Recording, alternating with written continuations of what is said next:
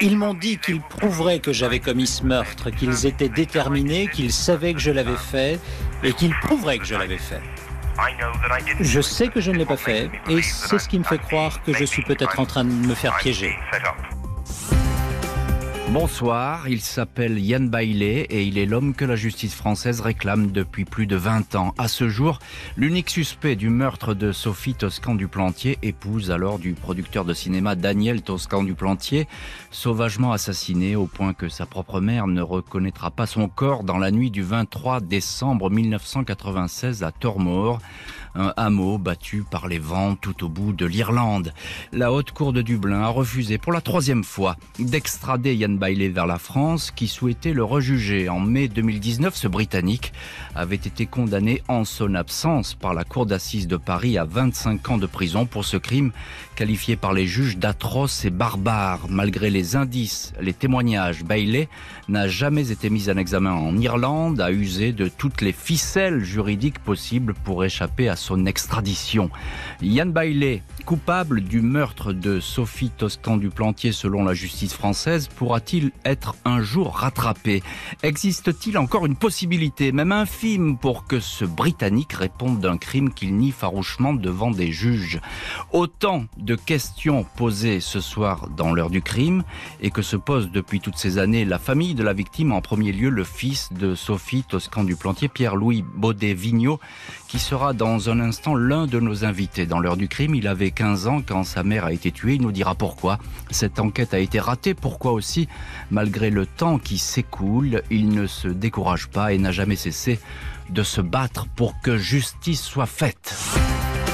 L'affaire Sophie Toscan du Plantier, un suspect hors de portée, c'est l'enquête ce soir de l'heure du crime. 20h, 21h, Jean-Alphonse Richard sur RTL. L'heure du crime.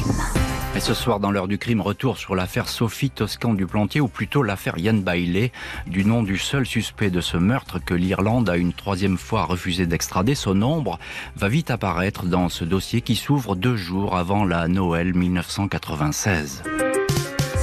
Ce 23 décembre 1996, à 9h20 du matin, Shirley Foster, qui habite la maison la plus proche de celle de Sophie Toscan du Plantier, posée dans la lande irlandaise face à la baie sauvage de Mizen, Shirley Foster est étonnée de trouver ouverte la barrière qui interdit normalement le passage des animaux errants. Elle s'approche et tombe alors sur une forme humaine, un corps qui paraît recroquevillé et qu'elle ne reconnaît pas immédiatement. Elle remonte donc le petit chemin en courant pour aller frapper à la porte de sa voisine française. Mais Sophie ne répond pas. Shirley revient alors chez elle pour alerter son compagnon, Alfie Lyons. 2 policiers du village de School arrivent sur les lieux, rejoints ensuite par le superintendant, le commissaire Tourmé, du commissariat de Bantry et un prêtre, comme le veut la coutume irlandaise, le père Cashman. Je n'ai jamais vu quelque chose d'aussi brutal, d'aussi choquant et d'aussi atroce. Son joli visage reste encore aujourd'hui clairement présent dans mon esprit. Le corps est celui d'une femme de 1m65, les cheveux blonds vénitiens vêtus d'une espèce de pyjama. Impossible à identifier tant le visage est tuméfié, abîmé.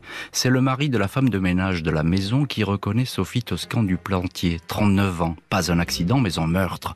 Le premier depuis un siècle dans cette région paisible à la pointe sud-ouest de l'Irlande. Il va falloir attendre un médecin légiste et des spécialistes de la police scientifique de Dublin pour procéder aux constatations. Un précieux temps perdu. Le corps de Sophie Toscan du Plantier va rester ainsi pendant 30 heures, sous une bâche, sous la pluie. Le scénario du meurtre qui va se dessiner au fil des investigations est le suivant. Sophie Toscan du Plantier est seule dans sa maison. Cette nuit-là, la productrice travaille jusqu'à 1h tardive sur un projet de téléfilm. Elle doit repartir en France pour les fêtes de Noël. Vers 2h30, quelqu'un frappe à la porte à l'arrière de la demeure. Elle va ouvrir, apparemment sans crainte, aussitôt frappée au visage. Elle tente de fuir, mais un talus haut de 2 mètres lui interdit d'aller se réfugier chez sa voisine, Shirley. Elle dévale un pré en pente, traverse des ronces et des arbustes. L'homme la poursuit s'enfuit et la frappe. 12 coups de bâton. Elle finit par trébucher, tombe près de la petite barrière. Son meurtrier va alors férocement la tuer à coups de parpaing. Les enquêteurs évoqueront une rage meurtrière, une volonté de tuer. 3 semaines après le crime, le 11 janvier, une certaine Fiona appelle depuis une cabine publique le poste de police de Bandon pour signaler qu'elle a vu un homme non loin de la maison de la Française la nuit du meurtre, vers 3h du matin. Cette femme ne veut pas donner son vrai nom pour ne pas s'attirer d'ennuis, mais les enquêteurs finissent par l'identifier. C'est une commerçante de School, Marie Farrell. Elle décrit un homme vêtu d'un long manteau noir qui titubait en se tenant le visage. Marie Farrell accepte de témoigner sous serment. Cet homme est un certain Ian Bailey.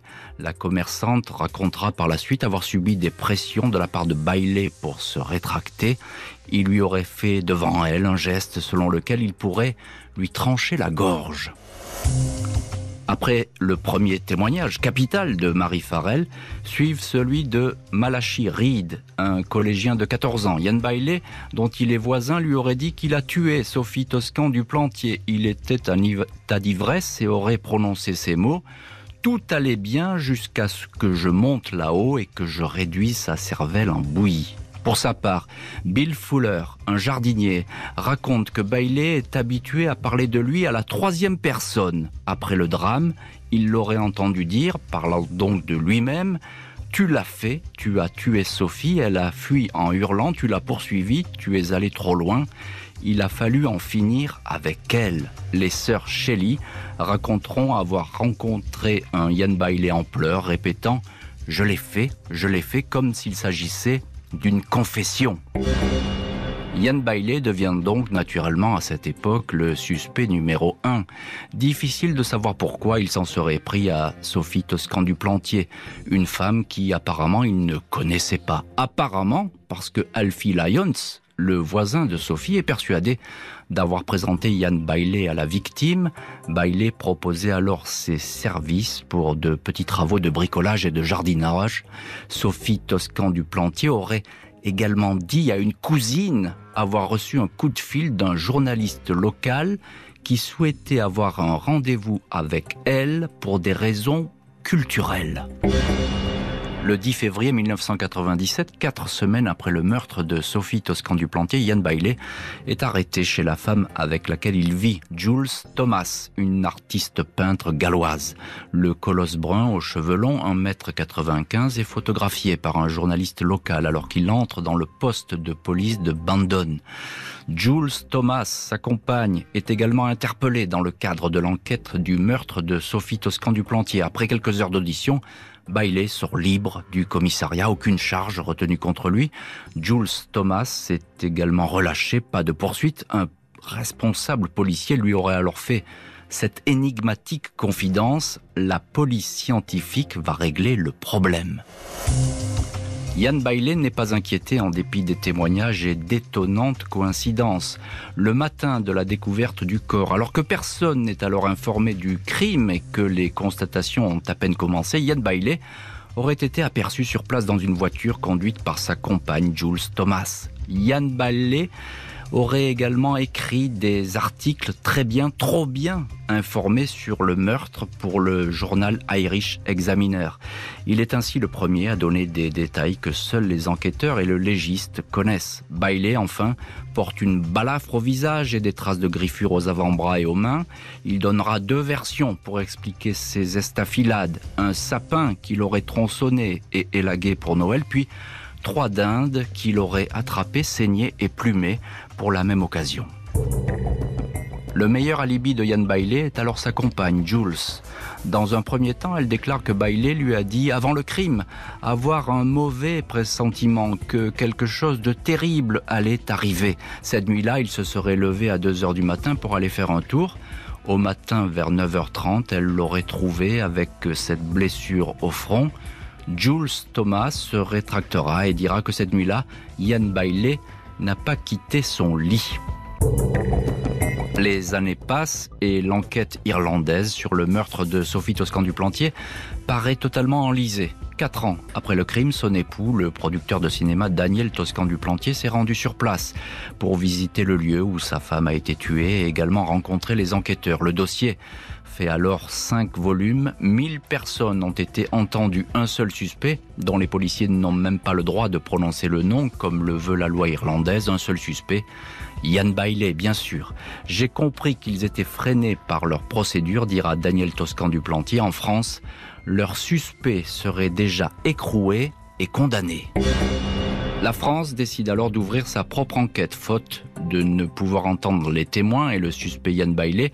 Les autorités doivent s'appuyer sur les investigations irlandaises qui n'incriminent pas Ian Bailey. C'est même le contraire, il est considéré comme injustement soupçonné. Un juge d'instruction parisien est désigné, Patrick Gachon.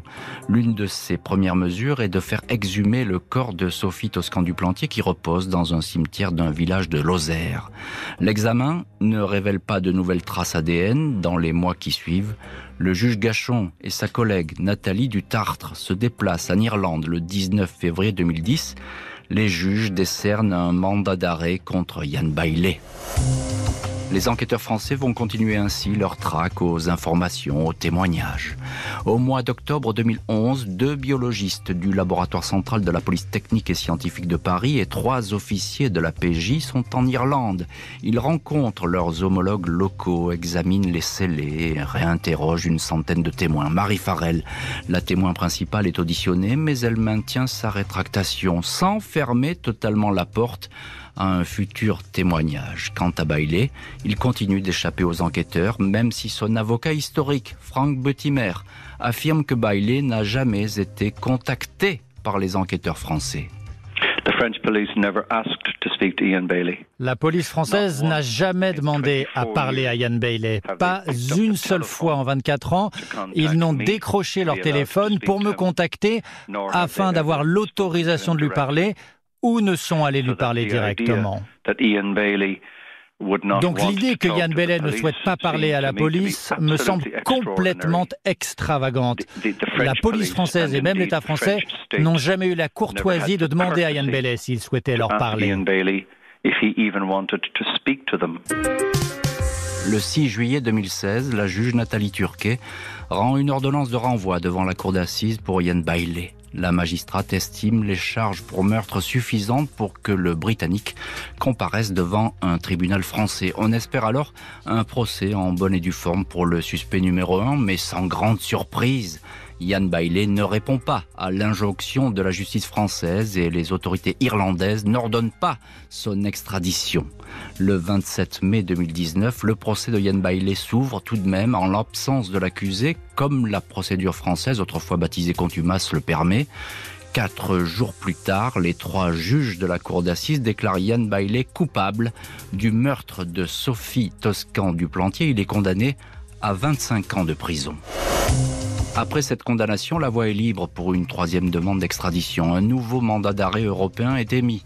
Quelques mois plus tard, Ian Bailey est une nouvelle fois arrêté et relâché dans l'attente que les autorités judiciaires irlandaises se prononcent sur son cas. Le lundi 12 octobre 2020, la Cour de justice de Dublin ruine une nouvelle fois les espérances des magistrats français et surtout des proches de la victime. Dans leur décision, un document de 50 pages, les juges irlandais reprennent presque mot pour mot les précédentes démonstrations. Rien ne change pour Ian Bailey, il reste libre et fait ce soir passer le message suivant par la voix de son avocat, Frank Buttimer. Il dit qu'il aimerait que justice soit faite pour la famille, mais qu'il cherche au mauvais endroit s'il pense obtenir grâce à lui. Il n'a pas commis ce crime et il aimerait pouvoir vivre sa vie paisiblement. Mais il ne peut pas avoir de paix parce qu'on l'associe constamment à ce crime. Sa vie a été profondément affectée par cette accusation injustifiée. Et il aimerait que la famille comprenne cela. Donc d'un côté, comme tout être humain, il compatit avec la famille de la défunte Sophie Toscan du Plantier, qui vit une tragédie. Mais de l'autre côté, c'est extrêmement injuste pour la famille et pour les autorités françaises de continuer à le poursuivre alors qu'il est innocent.